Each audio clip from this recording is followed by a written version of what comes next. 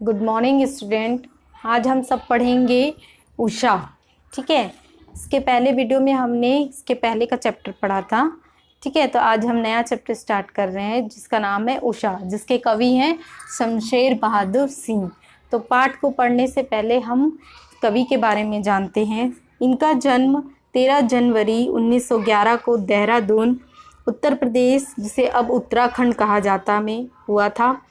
उनकी रचनाएं हैं कुछ कविताएं और कुछ और कविताएं। चुका भी हूँ नहीं मैं, इतने पास अपने, बात बोलेगी, काल तुझसे होड़ है मेरी, उर्दू हिंदी कोश का संपादन।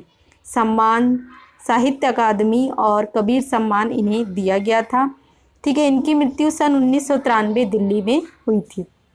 इनकी जो भाषा शैली है वो उर्दू और हिंदी का दुआब मानने वाले शमशेर की कविता एक संधि स्थल पर खड़ी है, अर्थात यह संधि एक और साहित्य, चित्रकला और संगीत थी, तो दूसरी ओर मूर्तता और अमूर्तता की तथा इंद्रिय और इंद्रियतर की थी। अर्थात इनकी भाषा शैली बहुत ही उसमें हर चीज़ होता था, चित्रकला भी होती थी, साहित्य संगीत आदि गुण होते थे। ठीक है, तो इस पाठ के माध्यम से, इस पाठ में अर्थात अब आते हैं हम इनकी विचारधारा में। तो इस पाठ में कवि ने हमें उषा जिसका नाम होता है संध्या, ठीक है, तो उसके माध्यम से हमें बताया है कि पीड़ा, संघर्ष और सृजन को गूंथ कर कविता का महल बनाया है। अर्थात इस पाठ के माध्यम से कवि ने पीड़ा, संघर्ष, सृजन आदि बातों के बारे में हमें बताया है, और यह भी बताया है कि जीवन में ये सारी चीज़ें होती हैं जिस होने के कारण हम इन सब से ऊपर उठ सकते हैं। तो प्रातः नभ था, अब आते हैं हम पाठ की ओर। उषा। प्रातः नभ था बहुत नीला शंख जैसे, भोर का नभ राख से लिपा हुआ चौका अभी गीला पड़ा है। अब यहाँ पे बताया गया है कि नभ का अर्थ होता है आकाश। प्रातः प्रात लिखा है यहाँ पे, प्रातः, तो जब सुबह होती है तो आकाश हल्का हल्का नीला दिखाई देता है, जिसे यहाँ पर शंख के समान बताया गया है। भोर यानी सुबह, सुबह नीला, बहुत आकाश जो है बहुत सुंदर दिखता है, नीला दिखता है। फिर जब जैसे ही उषा, जैसे नाम यहाँ पे बताया गया संध्या, जैसे ही संध्या होती है तो राख से लिपा हुआ चौका अभी गीला पड़ा, अर्थात सुबह होने से पहले वह चौका क्या हो गया है, राख के समान काला हो गया है। ठीक है, अर्थात ऐसा प्रतीत हो रहा है कि वह अभी गीला है। नेक्स्ट पैराग्राफ में आते हैं। बहुत काली सी सिल जरा से लाल केसर से, कि जैसे धुल गई हो। ठीक है, अब यहाँ पर बताया गया है कि ऐसा प्रतीत हो रहा है कि काली सिल, यहाँ पे एक सिल बताया गया है। ठीक है, यह कहा जा सकता है सिल जो होता है वह काला होता है, उसके ऊपर अगर लाल केसर चढ़ा दिया जाता है तो वह एक बहुत सुंदर रूप में हो जाता है। ठीक है, एक एग्जाम्पल यहाँ बताया गया, स्लेट पर या लाल खड़िया चाक मल दी हो किसी ने। अब यहाँ पे बताया गया स्लेट सभी को पता है, जिस पर हमने सबसे पहले जब शुरू स्कूल जाना आरंभ किया तो हम एक छोटी सी काली सी होती थी, ठीक है, जिसे स्लेट कहा जाता है, उस पर हम चौक से लिखते थे।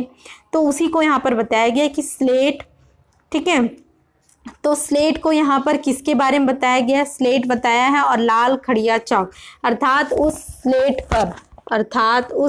स्लेट पर जब चौक, इसे चौक बोला गया है ना, तो इस चौक से जब लिख दिया जाता है तो क्या होता है, वह एक सुंदर प्रतीत होता है। ठीक है, अर्थात कहने का मतलब यहाँ पे कवि ने बताया गया है, कवि यहाँ बताना चाह रहे हैं कि जो सुबह होती है उस पर जब शाम यानी उषा जब आती है तो धीरे धीरे वह रात का रूप धारण करती है, अंधेरे का रूप धारण करती है। तो जब अंधेरा होता है तो ये जो स्लेट को अंधेरा बताया गया है। ठीक है, स्लेट को क्या बताया गया यहाँ पर, अंधेरा। ठीक है, और ये चौक को बताया गया है सुबह। ठीक है, सुबह यानी प्रातःकाल, प्रातःकाल। तो कहने का मतलब है कि यह काली स्लेट, अर्थात ये स्लेट अंधेरे के समान है जब यह जाती है। ठीक है, ये जैसे ही जाती है, इस पर अगर चौक से लिख दिया जाए, अर्थात सुबह का प्रतीक इसी से ही उजागर होता है। नील, नेक्स्ट पैराग्राफ में आते हैं, नील जल में या किसी की गौर झिलमिल देह जैसे हिल रही हो और जादू टूटता है इस उषा का अब सूर्योदय हो रहा है।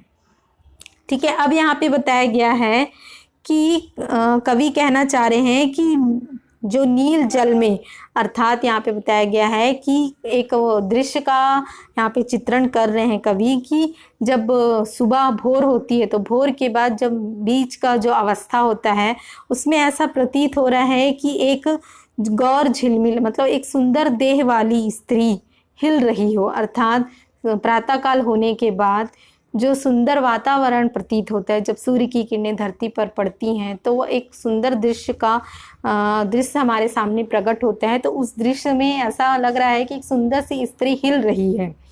अचानक से जादू टूटता है और इस उषा का अब सूर्योदय हो रहा है, अर्थात वह जो जादू है वह टूटता है और हमें प्रतीत होने लगता है कि अब क्या हो रहा है, सूर्योदय हो रहा है। अर्थात इस पाठ में कवि ने यही बताने का प्रयास किया है कि भोर के आसमान का मुख दृष्टा नहीं है। कवि भोर के आसमान को क्या करते हैं, मुख दृष्टा नहीं मानते हैं। वह भोर ही है जो क्या होते हैं, भोर के कारण ही आसमान की गति को धरती के जीवन भरे हलचल से जोड़ने वाला सृष्टा भी है। अर्थात कहने का मतलब यहाँ पे कवि यह बताना चाह रहे हैं कि हर कालिमा को चीर कर आने का एहसास कराती है उषा, अर्थात भविष्य में जितनी भी परिस्थितियां आए हमें सब उनसे पार करके हमें जाना चाहिए।